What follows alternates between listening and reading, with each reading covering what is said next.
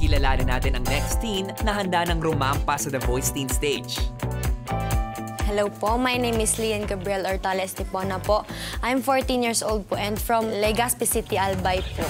5 years old pa lang po ako, nagsimula na po akong magkanta po ng... Yung una ko pong kanta ay Wrecking Ball po by Miley Cyrus po. Nag-voice lesson po ako ng 5 years old.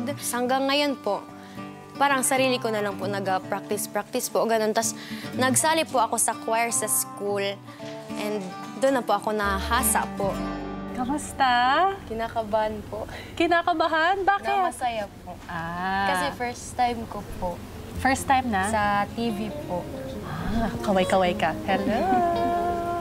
Tinitingnan kita from afar kanina. Napakatangkad mo. Anong height mo? 5'5" po. 5'5". Pero nakita ko si Mami, matangkad ka din. What's your height? 5'6" po.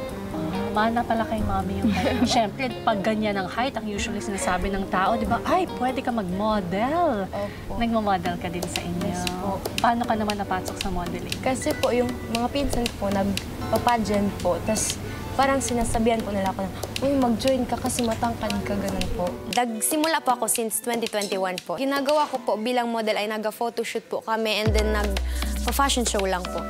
I-share ko lang sa'yo, Ako, nakaharap man ako sa TV. Pagdating sa graceful na lakaran, ako hindi talaga. Hindi ako marunong maglakad ng parang model, graceful, yung parang pagrampa. So, pwede bang turuan mo lang ako ng konting tips kung paano maglakad ng maganda?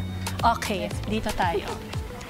Ito na ang Rampa Challenge. Grabe. Ako talaga nagsabi na challenge ko sa... Sige nga, turuan mo nga ako. So, ang ano po, ilalagay mo po yung kamay mo po sa likod para po kahit walang stick po, ganito na lang po. Tapos po, yung hips mo po, igalaw mo po. Ganun po, while nag-walk po. Ganun po. Tapos mag-pose ka po. Okay. Tapos po, ganun po.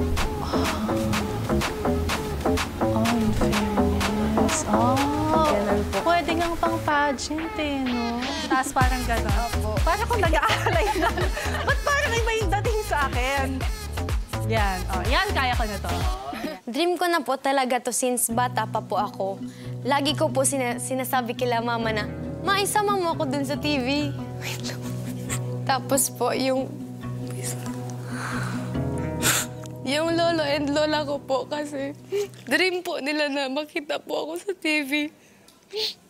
Kaso po, namatay po sila sa loob ng 2020 po. At alam ko pong proud sila sa akin dahil magkikita na po nila ako sa TV. Proud na proud kaming mag-asawa sa kanya. Kahit yung mga lolo niya, proud din. Napapaiyak ako dahil masaya. Ngayon, sasabak na po ako sa blind audition. Nasasad po ako kasi wala na po sila. Pero na-happy din po. Tapos na-excite po kasi first time ko po sumali dito. Lian, ang masasabi ko na lang sa'yo, good luck.